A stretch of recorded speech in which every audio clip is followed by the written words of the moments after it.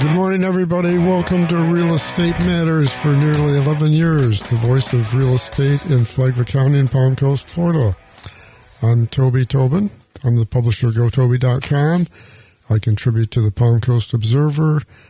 I'm also a Florida licensed realtor with the Landmark Group at Compass. Our co-host Anna Maria is not with us today. She's actually lobbying on behalf of the Home Builders Association in Washington, D.C. today. So this week's featured listing for Real Estate Matters takes us to the gated community of Plantation Bay in Ormond Beach. We're featuring a 350 Sterling Bridge Drive, a 4-bedroom, 4-bath home built in 2022 with just under 2,500 square feet of living space. Inside, you'll find a chef's kitchen with quartz countertops, double convection ovens, and a wine fridge, along with designer tile work, smart shades, and tray ceilings.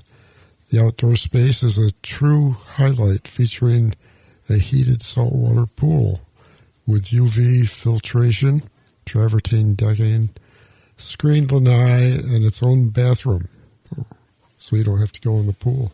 That's good. And full outdoor kitchen. The lanai featured, or the lanai furniture and mounted TV are included in the price. Plantation Bay offers resort-style living with the championship golf course, scenic walking trails, and brand new multi-million-dollar clubhouse. It's a very impressive new clubhouse with dining, fitness, spa, and social amenities. It's move-in ready with premium upgrades throughout, and a great alternative to building a new home. So when you're my age, you don't want to spend 2 years building a deluxe custom style, because your building time should be greater than your expected lifespan. So to learn more, go to 350sterlingbridge.com, or you can call me at 386-931-7124. Thanks to our sponsors, Veranda Bay, a private waterfront community of lots of luxury homes on the Intercoastal Waterway in Flagler Beach, the Flagler Home Builders Association, and Hammock Community Church. Today's guest has more frequent flyer miles on this show than anybody. Jay Gardner, who actually has been on more than anybody. He's the Flagler County property appraiser. We're going to talk about what changes to expect in 2025 assessed values. We'll get there in just a minute. We're going to just do some quick updates on the current market. Glad to be here, Toby. Okay. It's good to have you back, Jay.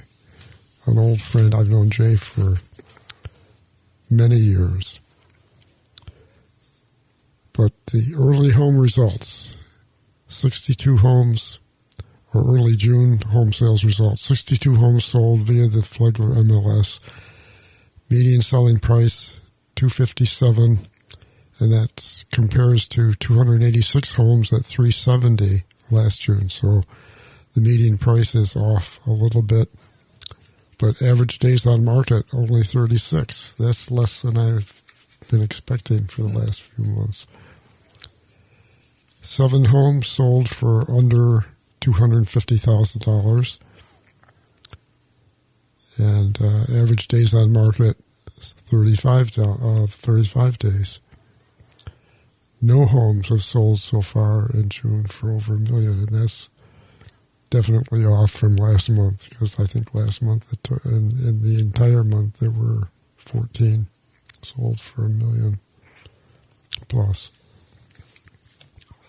But let's get to today's topic. I'm going to skip over some other notes I've made that if we don't run out of time, we'll get to those. But for now, I want to get to Jay Gardner. And today, I think it was June 1st, was that the date you had to notify the taxing authorities? But yes. The press says that the taxable value for the entire county is going up roughly 9%. And that's a bunch of money, but that doesn't say much about what's going to happen to my tax bill. Doesn't say much about what's going to happen to my individual assessed value, even. So that's what I really want to talk about, because we were talking before the show. I've been on the Value Adjustment Board. I'm not anymore, but I was on for 12 years. That's the kind of the court of last resort for people that are not happy with their assessed value. So I do know quite a bit about how things are assessed, and it's complicated. I mean, I've known you for 20 years probably, maybe more. And I'm still learning about how you assess a piece of property, because Florida's laws are very complicated. So let's go down some of the things that people have a hard time understanding. How can I think about what's going to happen to my assessed value, my personal taxable value, which is even more important than assessed value? So you're talking about you as a longtime homesteader. You're not going to see a huge change because of the Save Our Homes cap. It's always kind of muting whatever's happening in the market. Now, you and I talked about a 9% increase, so the taxing authorities have a little more money to multiply by. That includes the new construction, which doesn't affect their rollback rate, but that's money they get to use to pay bills, and in theory, that trickles down to everybody. The new people moving in don't have any protected value, and they start at wherever the values are. Now, this year, I think most people would agree the values are more or less flat. I mean, you haven't had any real increase or decrease to speak of by January 1st of 25. It's, depends on who you ask as to what exactly happened. But so you would expect that, the millage rate wouldn't change much, and therefore anybody that's already homesteaded, they're going to see pretty much a similar bill. If you're buying a new home, well, the values didn't go up anymore, so your bill's going to be based on your unique situation. You'll have homestead normally. You may have other exemptions. Well, let's take my case, my home. You just want to brag, right? Well, a little bit, but my home, I paid $360 for it 2 years ago. And the first year taxes were wonderful because it was still on the tax rolls as a vacant lot, because the certificate of occupancy was issued after January 1st. And then I moved in I think, May of that year. Yeah. So I was on the tax roll as a vacant lot, and it's pretty nice to have a brand new 3-bedroom, 2-bath home that's assessed as if it were a vacant lot. But then that changed the following January 1st. But because I've lived here 25 years and I've had I lived through the previous up and down cycle, and the cycle we're in right now, prices bottomed out really 2011, 2012. Yeah. And January 2012, I think the median selling price for a home was $106,000. Yeah. Should have bought two. And that was pretty much the year I bought my condo in Thailand. So I was very fortunate. The condo went up a lot in value while I lived there. And I achieved a lot of what we call protected value. That's the cumulative amount that I saved from the cap, the 3% or CPI cap. So I still have a tremendous amount of protected value. But let's assume that my real value dropped 3%. What's likely to happen to my assessed value? It's still going to go up 3%. Your assessed is below just, and assessed value is your market value less any 3% cap.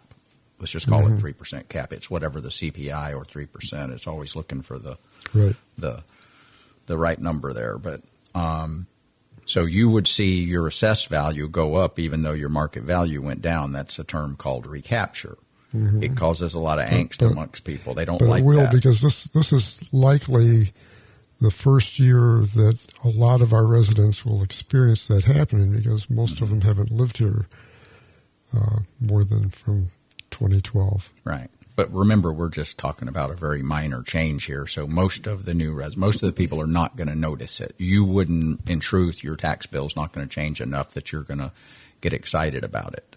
I mean, well, my assessed value could actually still go up, but my taxes could still go down. Well, that's what we're saying. Recapture.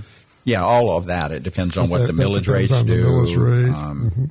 You know, normally if we weren't on the radio, I'd use my two hands to show one going up while one goes down. We're on. Yeah, so cameras, you know, too. market So value goes up, yes. and assessments. You know, if the market value goes up, in theory they lower the millage rate. You could have the same exact tax bill, even though it went up. Yeah, and another thing that's different about Florida compared to some other states, I moved here from New York State. Well, no, I moved here from South Carolina, but I moved to South Carolina from New York State back in the mid-'80s. But New York assessed your home's value based on the selling price of your home. And so your assessment was truly based on your individual selling price, whereas in Florida, you kind of get grouped with the neighborhood equivalent lots, and there's you get grouped with market value versus me selling a house to my kid for $100. What are they going to do now? Use $100? I mean, so they don't do the same thing we do, trying to figure out what homes are worth. It's about equity. But just saying you sold your house for $500,000 when the other ones are selling for $1 million, what is that? What happens? So they use 500 instead of $1 million to come up with values. But you get aggregated with. Well, we're just using statistical modeling, but that's built off what people are selling houses for. The model reflects so much per square foot, and it's neighborhood specific because let's face it, I mean, in certain areas, houses are similar. And then we look at the individual differences if we can find out about them, you know, whether a house has upgrades or whatever. And I'm not talking about pools and porches and stuff. We got all that. It's all what was permitted. But you may have a fancy house inside. If we can figure that out, maybe you're a better quality than your neighbor. You renovated your house. You're in better condition than your neighbor. Maybe if you were a nicer person, you'd get invited into more houses. I don't get invited to dinner very often.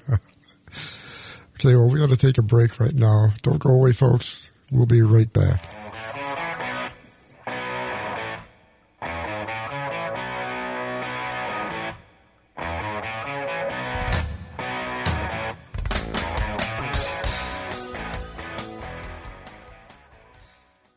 I am blown away. More people are listening to local radio than ever before. The amount of people that come up to me and ask me about my radio ad is staggering. More people are listening to local radio in more ways than ever before. At least one a day. I mean it. More people, more advertising results. To advertise on the radio, call Flagler Broadcasting Vice President of Sales, Kirk Keller. Kirk Keller? Hey, that's me. 386-986-9911. flaglerbroadcasting.com. Well, thanks for staying with us. Welcome back to the second half of Real Estate Matters. We've got Jay Gardner, the county property appraiser, and as guest again. He's my study standby guest. And then, of course, we have Veranda Bay as our new main sponsor for the show. I'd like to welcome them. Veranda Bay is the exclusive community being built on John Anderson down in soon to be annexed into Flagler Beach. So, you're a resident of Flagler Beach, aren't you, Jay? Yes, sir. I'm excited to hear they'll annex. That should help us. You live on North Lambert. I'm not doxing you. I won't give the house number. Lambert Cove, to be specific. You're a North Lambertonian. Yes. Yeah. So anyway, we're delighted to have Veranda Bay as our prime sponsor again. We're talking about the change in assessed value that Jay just announced. The overall tax values he's statutorily, I think, obligated to put certain numbers out at certain times of the year, and June 1st was the time he has to tell the taxing authorities what he expects the taxable value to be so they can start the budget process. That's exactly why for them budgeting, and we call it the preliminary value. In other words, we're going to send the preliminary value to the Department of Revenue July 1. The PP value. Yeah, exactly. But no, they use that just to help them with their budgeting, kind of figure out where we're headed. And of course, they've been talking to me about it for many months. They're always trying to figure out what's going on. Now, the fact that the values go up doesn't really mean anything because they're supposed to look at rollback. Rollback is a number that their millage would give them the same amount of revenue as the prior year, excluding certain things like new construction. Mm-hmm. Yeah. But now there are things that affect the change in my assessed value differently than someone else's assessed value. For instance, somebody may have, like my neighbor, has a home almost identical to mine. But I have protected value and he does not because he moved here from out of state. You brought it with you from your other home. Mm-hmm. It's called portability. And that's something people really worry about when they come to file for their homestead. They want to make sure they're getting their portability if they're moving from Florida to Florida. Mm-hmm. But, of course, the people from out of area or first-time homebuyers don't have any, so there's an inequity in our taxing structure. Mm-hmm. I mean, a horrible inequity if you're on the wrong side of the equation. But the longer you live here, the more invested you get in that because the people like me that have been around for 25 years here have a lot of portability, but 5 years from now I might not be on this earth. So that's what happens to old people. But people who moved here 5 years ago are starting to accumulate protected value, so they become, the longer you live here, the more invested you are in the inequity of the system. In 2021, the average increase, touching like 85,000 real estate parcels, the average increase exceeded 36% in just value in 1 year. But a homesteader like yourself only went up 3%. So the value went up 36%, but yet for assessment purposes, Toby only went up 3%. That's a lot of money in your bucket. That difference goes into the protected value bucket and adds to it. Yes. Protected value accumulates over time. Yeah, or decumulates. It goes away if the values fall. If the values go down, that's right. It goes up and it can go down. Now, there's some other reasons why. You told me a number at the beginning of the show that it even startled you, and you thought that they may have made a mistake because. But you were, for instance, if I sell my house, I've got tens of thousands of dollars in protected value in my house. If I sell my house to someone who moves here from Michigan, that protected value goes away. It's eradicated. So the total assessed value for my house will go up substantially. It'll go to the just value for them for their first year. And, of course, that means more taxable value for the taxing authorities. In your case, Palm Coast, the schools, and the county are the big ones. That's the reason, though, why my house might actually have gone down in value by 3%.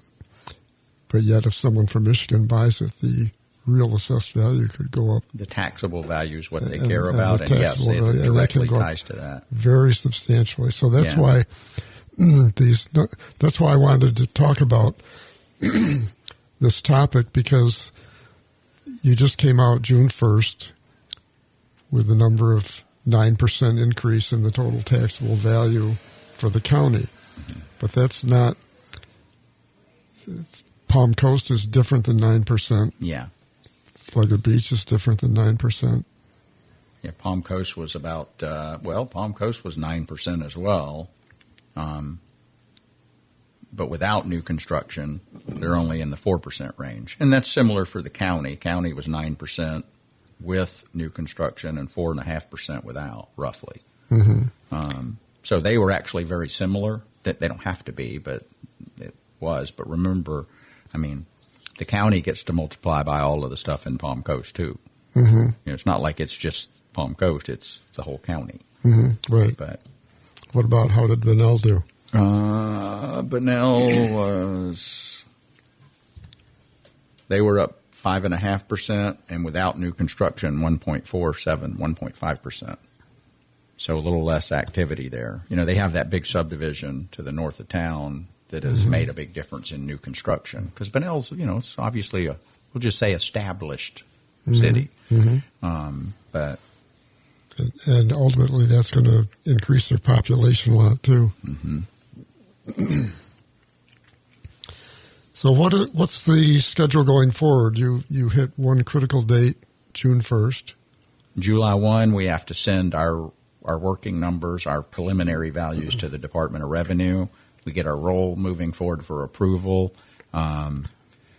Value Adjustment Board will be coming up. We have to send out our notices in August for the trim, truth and millage. We will send you a shot across the bow. It'll be mailed to whatever your mailing address is, typically at your home here. It'll have last year's indicated values. If you're homesteaded, it better be the same address. Well, yeah, unless there's something going on where you talk to us, that's what we expect, yes.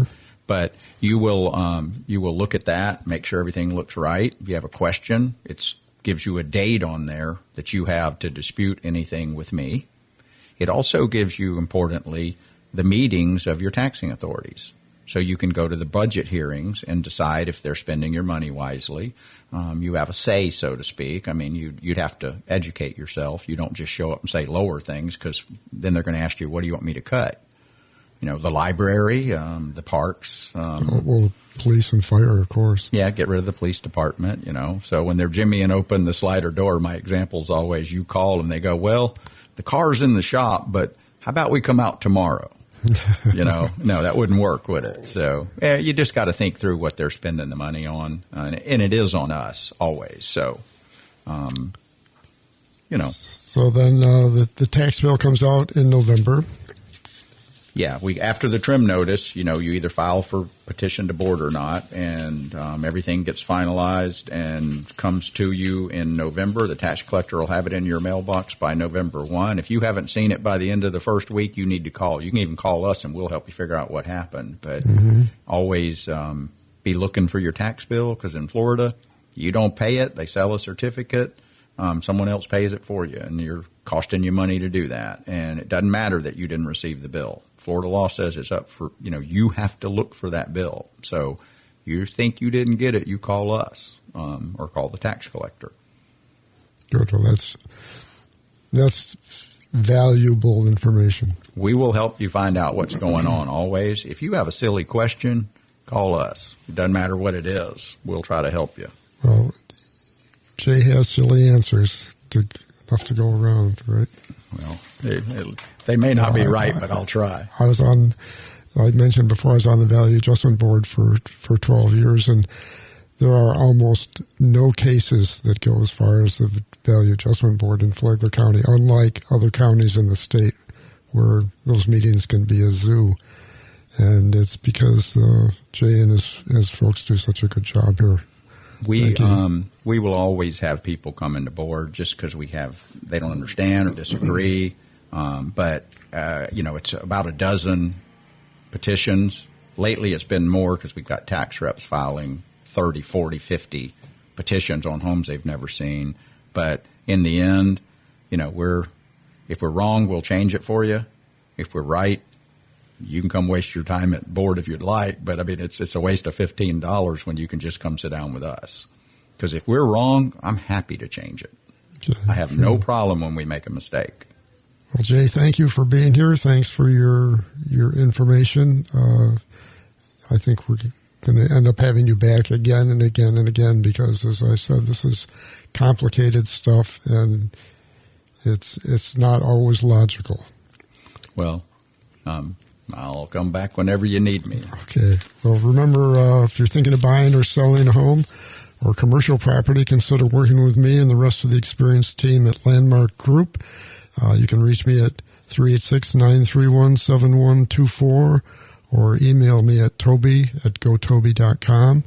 Check out the Facebook page for Flagler Beach TV, and you'll be able to see the video recording of this show. I'm Toby Tobin, and I approve this show. See y'all next week. Thanks.